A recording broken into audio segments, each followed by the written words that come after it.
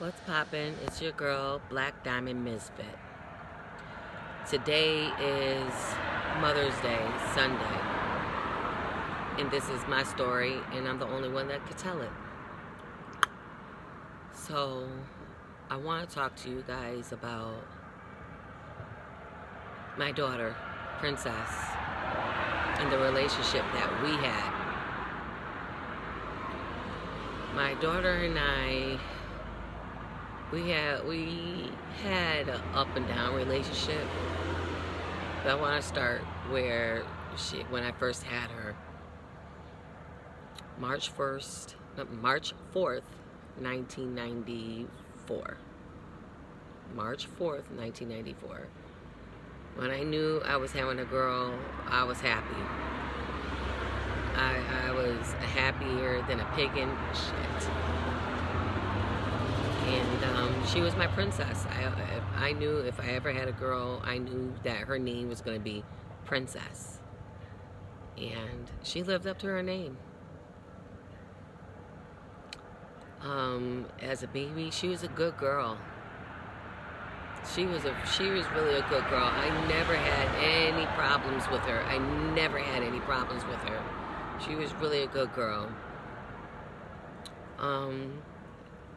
As she got into junior high, she got a little bit big, a little bit thick and stuff like that, and her bubbies were big. So she was self-conscious about that, but it didn't change her personality. And she had problems in junior high.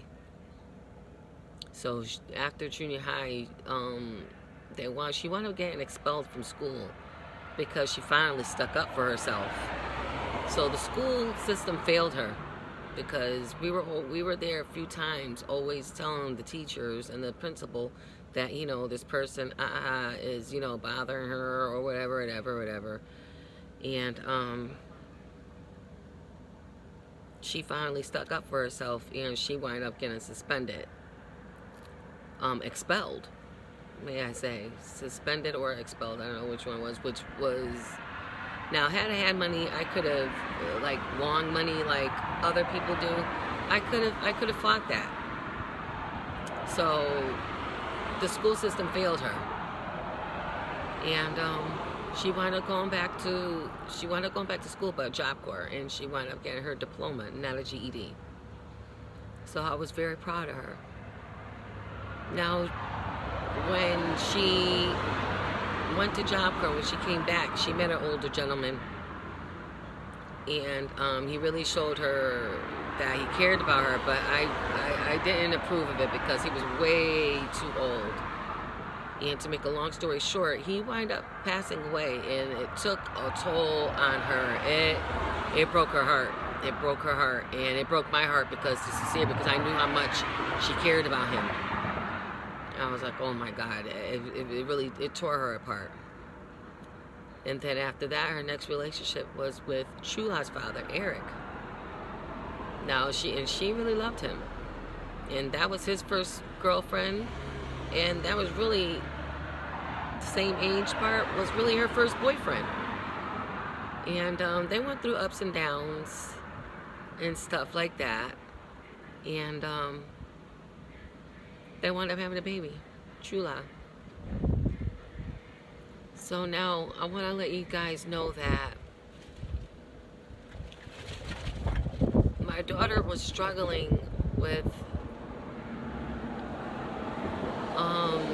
herself.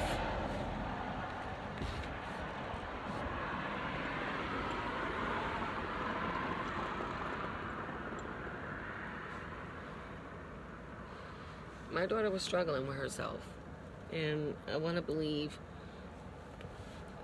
I know that it was a few things with herself, her body, and everything, and a few other things. And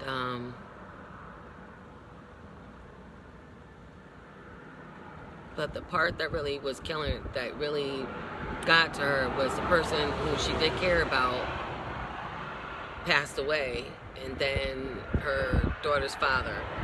It did something to her mental. and some other things in her past that she didn't have any control of, that messed with her brain too.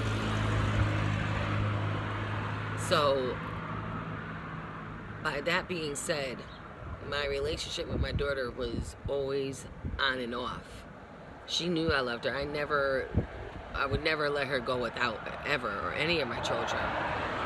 But when your child or your children talk to their children, with their friends about their parents, they want to cling on to what the other person says. Oh yeah, well my mom did this, well my mom did that, well my mom did this, well my father did this. They want to cling on to something. And my daughter did that. She clinged on to a certain person. And she cared about her. She did. She cared about her. She clung on to this one person that she really, really cared about. Now, my daughter and her really didn't have anything in common. Absolutely nothing. But with the person who she was friends with, she talked to her mother like trash. She would talk to her parents. Oh, shut up, you cunt. Oh, this and this and that. She would talk to her mother real trailer trash. But my daughter felt the need to cling on to her as if our relationship was like that. And she clung on to her friend, who was really a not good influence. Now, my daughter had her own mind, her own brain. She could have did whatever she wanted to, but she clung on to this certain person. This certain person was supposedly her friend. Now, I know certain situations that I try to tell my daughter about. I was like, parents know whether they're friends or not. And I tried to warn my daughter. But she didn't want to listen to it.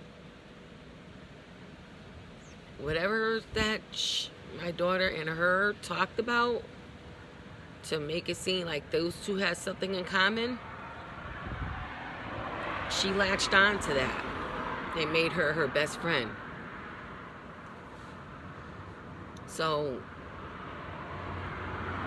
my daughter, before she passed, asked, was she an addict? She asked, was she an addict? She showed a pamphlet of certain things.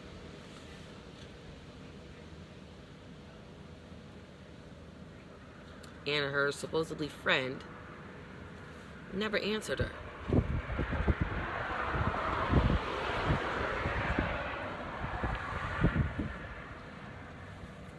And I see a missed call. She never answered her. To me, had she answered her, I want to believe that my daughter would still be alive, because my daughter would have never listened to me. That's how these kids are. These are grown adult children are. They don't want to listen to their parents. But for me, yes. Had she answered her and said, yes, I believe that you are an addict, she would still be here.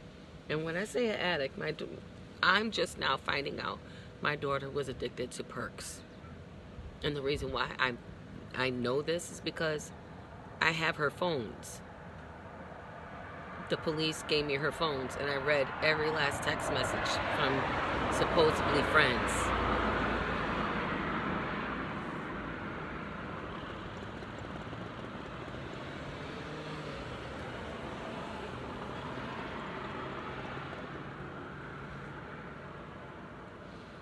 And there's another person that I read in a text said that I'm going to tell Titi Sandy, because I'm worried about you, princess. And I wish to God that both of their supposedly friends would have told me, because I had no idea. My daughter had her own life. She just had a child. She already had a 5-year-old. And my daughter, one thing about my daughter and my relationship, when I know that she's pushing herself away to where I don't know anything, I know that she's hiding something, but I thought she was hiding the fact that maybe she was seeing somebody that she know I wouldn't approve of. That's what I thought.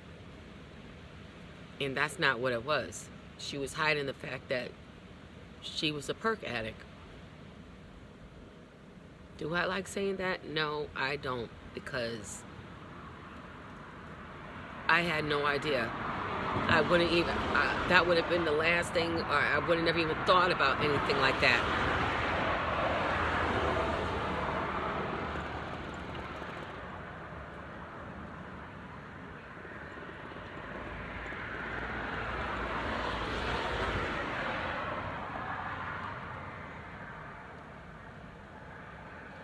I just came back from seeing my daughter.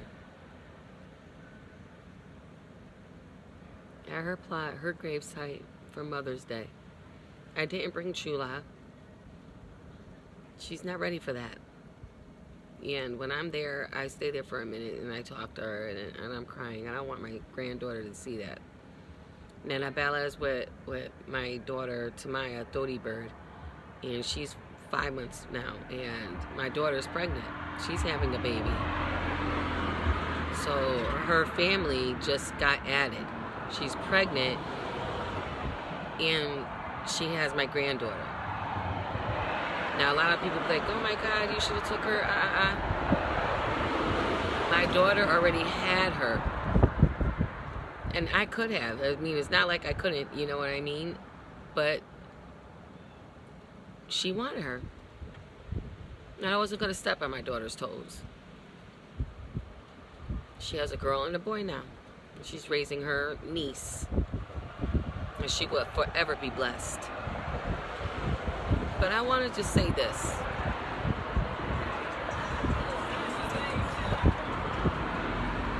There's never no perfect parent. Because God knows I had no idea, because she's a grown adult and she had her own home. I wouldn't have never had known this. Do I feel like some people are like, oh, you don't want to put that on them. That's too much. You shouldn't be putting that on them. You know what? Nah. Because if you're a friend, especially me, if I know somebody, one of my friends is messing up, and I feel like whatever, I'm gonna tell them about themselves. But not everybody is like me, and a lot of people say that. Not everybody's like you, Sandy, and you're right. But I warned my daughter. I warned her. I was like, Princess, not everybody is your friend. And the thing about it, before she passed, she told me out of her own mouth. She said, I'm just realizing, Ma, that this person really isn't my friend. She's not really what I thought. And she was hurt. She died with a broken heart because she was so hurt behind this person. She died hurt. I don't care what anybody says. She died of a broken heart. And I could say that because she didn't even want to chill with the person who she chilled with that left her there to die along with my granddaughter. That was just a person who said, okay, okay, I want to chill with you, and that's it. A second option. She wanted to chill with the person who she thought were friends and everything, but they let her down. And she told me out of her mouth that she was hurt. She was hurt. She was hurt. And no, I didn't tell this person that. I didn't tell them that. I didn't tell them. I could, but I'm not. I'm going to let Jehovah handle that. I'm going to let him handle that. Because I don't want to say you were right, because she's not here.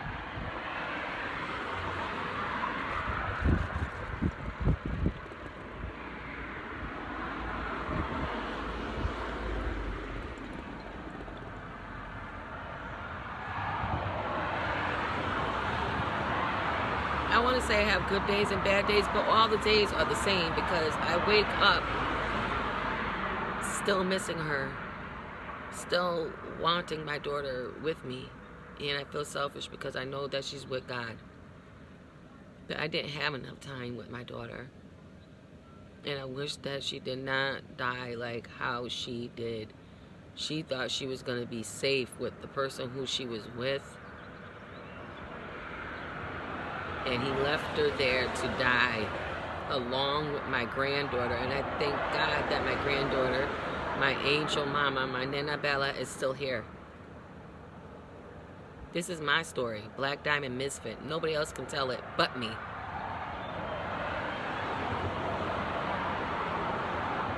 Chula just, her father just picked her up. I have her on the weekends or anytime I want. It's not the same without my daughter. I lost a lot of weight.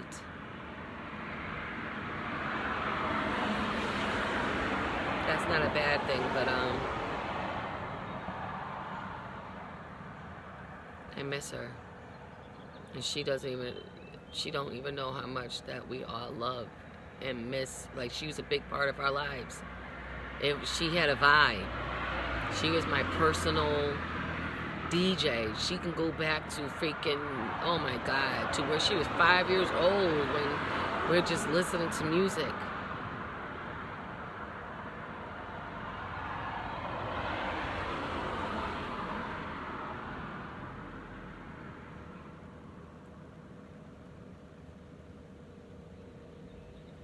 This is hard for me.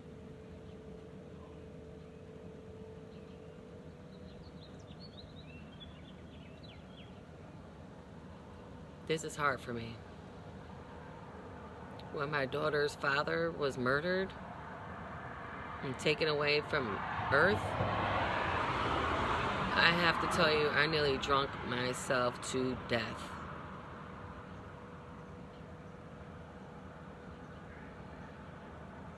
That was hard. He was beyond my best friend. He was my protector.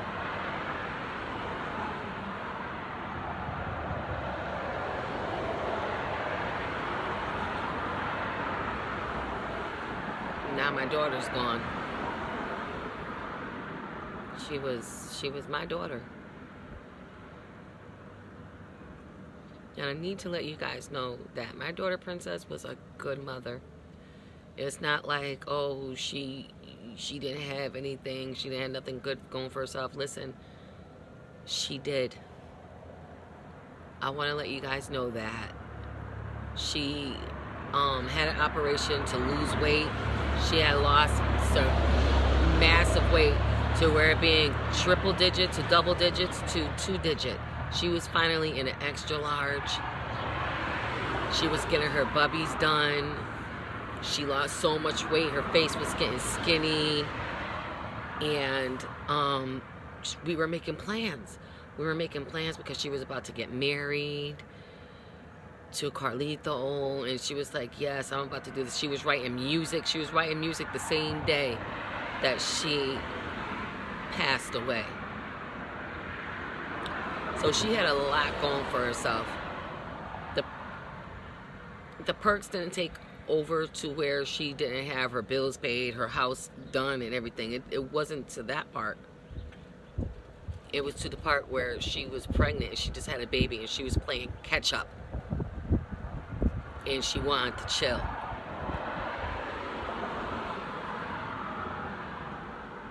And it just so happens to the fact that the friends that she thought she had didn't want to. They had lives of their own. I can't blame them. Whatever it is, that's them. But she chose somebody who was second choice and did not have her best interest and left her there to die, along with my granddaughter. So, this is the Black Diamond Misfit. This is my story, and I'm the only one that can tell it. It's Mother's Day, Sunday. I was with my grandchildren. Well, some of them. Chula and Shaka share the same birthday, May 16th and May 17th. And they're about to have a birthday party at my sister's house. So I'm trying to live life as normal as I can for my grandchildren and for my children. So this is the Black Diamond Misfit. This is my story, and I'm the only one that can tell it.